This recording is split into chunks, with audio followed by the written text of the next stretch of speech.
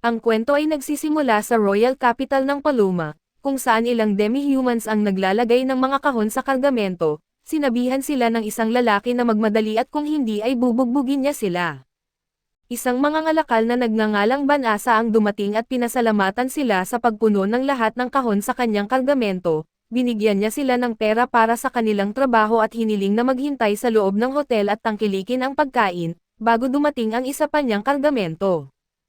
Iniisip ng ibang mga mangangalakal na kakaiba siya dahil nagbibigay siya ng pera sa mga demi-humans, na itinuturing na mababang uri ng mga tao sa mundong ito at pinasalamatan siya ng isa sa mga demi-humans sa kanyang kabutihang loob sa kanila, kaso tumanggi na tanggapin ang pera. Sinabi ni Ban-Asa na nararapat sa kanila ang perang ito dahil pinaghirapan nila ito. Inilahad niya na hindi siya naniniwala sa kalokohan ng mga tao at demi-human at binigay sa kanya ang pera. Pinasalamatan siya ng pinuno at nagpasya silang pumunta sa hotel para kumain bago dumating ang iba pang kargamento. Pagkaalis nila ay tinawag siya ng ibang mangangalakal na ipokrito dahil pantay ang pagtrato niya sa mga tao at demi-humans. Nais ni Ban-Asa na gawing lugar ang mundong ito kung saan maaaring magkasundo ang mga tao at demi-humans, ngunit sinabi ng kanyang katulong na siya lang ang nag-iisip nito sa bayang ito. Biglang may kakaibang naramdaman siya sa kanyang katawan at nagtaka kung ano ito. Isang liwanag ang lumabas sa kanyang katawan at bigla siyang nawala sa harap ng kanyang katulong. Tumingin ang kanyang katulong sa likod at nagtaka kung nasaan si Ban-Asa kaso lumipat pala siya sa ibang mundo at ito ay sa mahiwagang kaharian ng Clear Road. Sinalubong siya ng isa sa mga santo ng kaharian at inihayag na sila ay nag-summon sa kanya bilang isang kandidato ng bayani. Sinabi sa kanya ng santo na malapit ng salakayin ng madilim na hukbo ang kanilang kaharian, at nagsummon sila ng mga bayani mula sa ibang mundo para tulungan sila sa labanang ito. Sinabi ni Ban-Asa na hindi siya bayani kundi isang simpleng mangangalakal lamang na namuhay ng mapayapa sa kanyang mundo. Hindi sila naniwala sa kanya at hiniling sa kanya na ilagay ang kanyang kamay sa mahiwagang kristal na bola upang masukat ang kanyang kapangyarihang mahika. Naniniwala sila na ang mga bayaning sinuman mula sa ibang mundo ay tumatanggap ng banal na biyaya mula sa mga Diyos, at ang kanilang mga kapangyarihan ay napakalawak na hindi ito makukuha ng isang ordinaryong tao sa pamamagitan lamang ng pagsasanay. Inilagay ni Ban-Asa ang kanyang kamay sa bola at lumabas ang kanyang mga estadistika ng mahika, subalit nagulat ang lahat sa nakita sa estadistika at napagtanto na ang bayani ay hindi pinagpala ng banal na kapahayagan, dahil ang mga estadistikang ito ay sa isang ganap na karaniwang tao. Sinabi ni Ban-Asa na inaasahan na niya ito, dahil sinabi na niya sa kanila na siya ay isang mangangalakal at hindi makapaniwala ang ibang mga santo na ang bayani ay sinuman na may pinakamababang kasanayan na level 1, at nagtataka kung ano ang mali sa sinaunang sumpa ng pagsaman. Biglang isa sa mga nagsaman ay tumanggap ng banal na kapahayagan mula sa mga Diyos, at ang bawat isa sa kanyang mga kasanayan sa antas isang ay umabot sa maximum na 999 na puntos. Napagtanto nila na itong lalaki ang bayani na kanilang hinihintay at hiniling sa kanya na iligtas ang kanilang bansa sa kanyang napakalawak na kapangyarihang mahika. Hiningi ni Ban-Asa sa kanila na ibalik siya sa kanyang lumang mundo, dahil ayaw niyang manatili dito subalit hindi pinansin ng mga tao ang kanyang kahilingan at iniwan siyang nag-iisa na nagtataka sa kastilyo. Sa una ay hindi siya naniniwala na siya ay nasa ibang mundo, ngunit pagkatapos ay napagtanto niya na kailangan niyang makipagkita sa hari upang linawin ang kanyang mga pagdududa at tinanong niya ang hari, at inihayag ng kanyang alalay na siya ay sinuman sa mundong ito sa pamamagitan ng isang pintuang naisara na at hindi na maaaring buksan muli. Nagulat si Ban-Asa at nagtaka kung paano siya makakabalik sa kanyang mundo, ngunit inihayag ng alalay na ang kanilang mundo ay walang sapat na kapangyarihang mana, na ginagamit upang magbukas ng bagong pintuan. Binigyan siya ng pahintulot na manirahan sa kanilang mundo at inalok siya ng lugar sa De La Visa, ngunit may kondisyon na hindi niya sasabihin kahit kanino ang tungkol sa pagkakamaling nagawa nila. Pagkatapos ay tinanggihan siya ng hari bilang bayani at ipinadala siya sa De La Visa Forest. Sa daan ay tinanong niya ang demi-human na nagdadala sa kanya tungkol sa mundong ito, at inihayag ng demi-human na pinagbawalan siyang makipag-usap sa kanya hanggang sa may baba niya ito sa gubat. Iniisip ni Ban-Asa na ang demi-human ay alipin tulad sa kanyang mundo, ngunit tumawa lang ang demi-human sa pagbunyag na walang ganoong bagay sa mundong ito at sa katunayan, magkasamang nabubuhay ang lahat ng tao at demi-humans sa mundong ito. Dumating sila sa De La Visa Forest at binigyan siya ng demi-human ng isang walang hangganang bag na sinabi ng hari na ibigay sa kanya, at natuwa siya na makita ang walang hangganang bag sa mundong ito.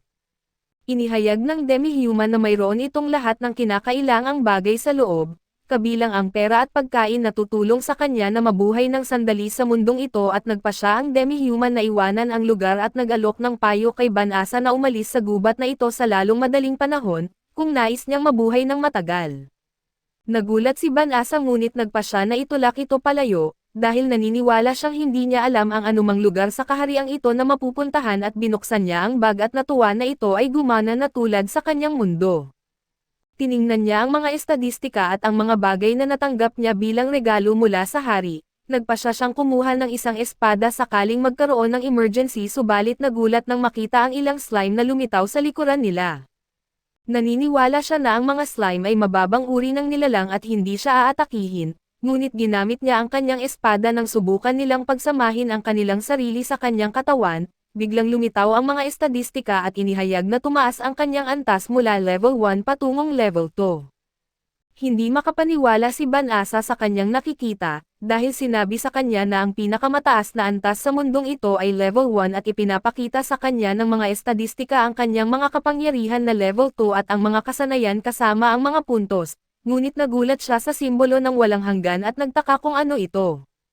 Biglang napagtanto niya na nakakuha siya ng bagong kasanayan na maaari niyang gamitin para makipag-usap sa sistema. Agad niya itong inaktibo at sinimulang sabihin sa kanya ng sistema ang tungkol sa mga mahika na kasanayan na nakuha niya sa pagtaas ng antas. Hindi makapaniwala si Ban-Asa na nakakuha siya ng maraming spells sa pagpatay lamang sa mga mababang slimes, ngunit nagpa siya siyang magtungo sa gubat para maghanap ng ligtas na lugar kung saan maaari niyang protektahan ang kanyang sarili. Binalaan siya ng sistema na huwag ituloy dahil ang De La Visa Forest ay kontaminado ng mataas na konsentrasyon ng malaysium. Nagtanong si Ban-Asa tungkol dito at ipinahayag ng sistema na ang malaysium ay isang pangkalahatang termino para sa likido o gas, na mga sangkap na inilalabas at kumakalat ng mga demonyo na nagdudulot ng pinsala sa humanoid na lahi. Gayunpaman, sinabi ng sistema na maaari niyang linisin ito para sa kanya kung gusto niya subalit ang spell na gagamitin nito ay kakainin ang 1/3 bahagi ng kanyang mahika. Hindi inaalala ni Ban-Asa ang kanyang mahika at hiniling dito na gawin ito.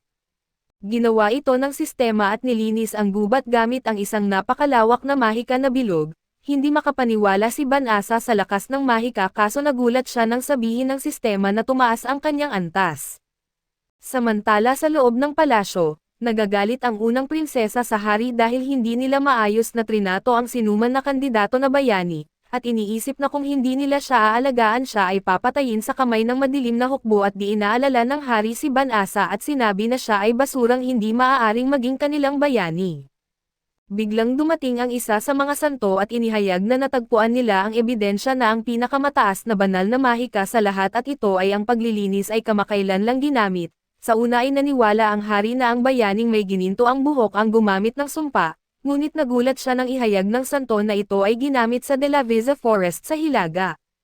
Sa gubat tinitingnan ni Ban-Asa ang kanyang mga estadistika at hindi makapaniwala na siya ay tumaas ng antas ng hindi pumapatay ng anumang halimaw. Naniniwala siya na maaari siyang tumaas ng antas sa pamamagitan ng paggamit ng mahika sa mundong ito at hiniling sa sistema na ipakita ang kanyang natitirang mahika. Ginawa ito ng sistema at hindi siya makapaniwala na buong naibalik ang lahat ng kanyang mahika, pagkatapos ay inirerekomenda ng sistema sa kanya ang isang mahika na pagbabago ng anyo, naniniwalang ito ay magiging kapaki-pakinabang para sa kanya. Pumayag si Ban-Asa at ginawa siyang isang magandang babae ng sistema, tinitingnan ni Ban-Asa ang sukat at naniniwala siyang magdudulot ito ng maraming problema para sa kanya at pagkatapos, ginawa siyang lalaki ng sistema na sa tingin niya ay mahusay at naniniwalang walang makakakilala sa kanya sa ganitong anyo. Ininform din siya ng sistema na maaari siyang gumamit ng mahika ng teleportation at hiniling niya dito na gawin ito sa pamamagitan ng pag-teleport sa kanya pabalik sa kaharian. Ginawa ito ng sistema at natuwa si Ban-Asa na mayroon siyang kamangha-manghang mahika, ngunit nalungkot pagkatapos na pagtanto na hindi ito maaaring magdala sa kanya pabalik sa kanyang sariling mundo. Nagpasya siya na tumungo sa Adventure Guild upang siya ay makapagparehistro bilang isang adventurer at kumita ng pera sa pamamagitan ng pagkumpleto ng mga ibinigay na quest. pumasok siya sa guild at ininform siya ng babae sa guild tungkol sa mga patakaran ng pagpaparehistro. Tinanong siya nito tungkol sa kanyang pangalan, at itinago niya ang kanyang pagkakakilanlan sa pamamagitan ng paghahayag na ang pangalan niya ay si Flayo. Iniabot sa kanya ng babae ang isang badge at sinabi sa kanya na itago ito sa paligid niya, dahil ito ay ginagamit upang matukoy ang ranggo ng isang adventurer. Ginawa ito ni Flayo at tumungo sa board upang maghanap ng quest na bagay sa kanyang ranggo, ngunit nagulat pagkatapos makita ang isang maliit na batang babae na humihiling sa iba na ihatid siya sa De La Visa Forest. Handang magbayad ang babae para sa quest na ito at inihayag na doon nakatira ang kanyang pamilya, ngunit walang mga adventurer ang handang tanggapin ang trabahong ito dahil naniniwala sila na puno ng mga demonyo ang De La Visa Forest na hindi nila kayang talunin. Tinanggap ni Flayo ang kanyang alok at pumayag na ihatid siya doon. Hindi makapaniwala ang babae at iniisip niyang nagsisinungaling siya, ngunit sinabi ni Flayo na maaari niyang ihatid siya doon gamit ang kanyang mahika ng teleportation. Ang ibang mga adventurer ay nagulat sa paghahayag na ito at hindi makapaniwala na ang batang ito ay maaaring gumamit ng isang alamat na sumpa, na nagpabatid kay Flayo na ang sumpa ng teleportation ay hindi para sa mga baguhan. Dumating si Belly Rosa na isang Royal Knight, kasama ang kanyang mga kaibigan at hinamon si Flayo na patunayan ang kanyang mga salita. Sinabi niya na ang sumpa ng teleportation ay isang advanced na sumpa na maaari lamang gamitin ng mga mataas na antas na mga mage. Naniniwala ang kanyang mga kaibigan na siya ay isang masamang tao na mahilig sa mga babae, ngunit sinabi ni Flayo na hindi siya nagsisinungaling at hiniling sa kanila na lumabas, dahil hindi magiging mabuti para sa kanya na ipakita ang sumpa ng teleportation sa harap ng lahat ng mga adventurer. Ginawa ito ng grupo, at agad na dinala ni Flayo ang mga ito sa De La Visa Forest gamit ang kanyang kakayahan ng teleportation. Nagulat ang mga babae dito at naniwala na siya ay dapat na isang mage ng pinakamataas na order. Humingi ng paumanhin si Belly Rosa sa kanya sa hindi pagpapahalaga sa kanyang mga salita at sa pagiging bastos sa kanya. Ngunit nagulat pagkatapos ibunyag ng batang babae na wala na ang malisyam sa gubat. Biglang habang nagsisimula si Flayo na ibunyag na siya ang naglinis ng gubat na ito, sinabihan siya ng sistema na huwag ibahagi ang impormasyon sa mga demonyo at pinapalibutan ng lahat ng mga babae ang maliit na batang babae gamit ang kanilang mga sandata, at inihayag ni Belly Rosa na ang maliit na batang babae ay isang demonyo na gumagamit ng kakayahan upang itago ang kanyang tunay na anyo. Sinimulan nilang atakihin siya, ngunit nagbago ang maliit na batang babae sa kanyang anyong demonyo at ibinunyag na ang kanyang pangalan ay Fenrise, at siya ang nakababatang kapatid na babae ni Feng Errol ng Infernal 4. Hindi makapaniwala si Belly Rosa na sila ay nasa harapan ng isang makapangyarihang demonyong Lupin at napagtanto na sila ay walang laban sa kanya. Agad na binaril ni Fenrise ang kanyang malisyam sa kanila at nahulog ang lahat ng mga babae bago pa man nila ito makontra. Ngunit nagulat siya na walang epekto ang kanyang malisyam kay Flayo.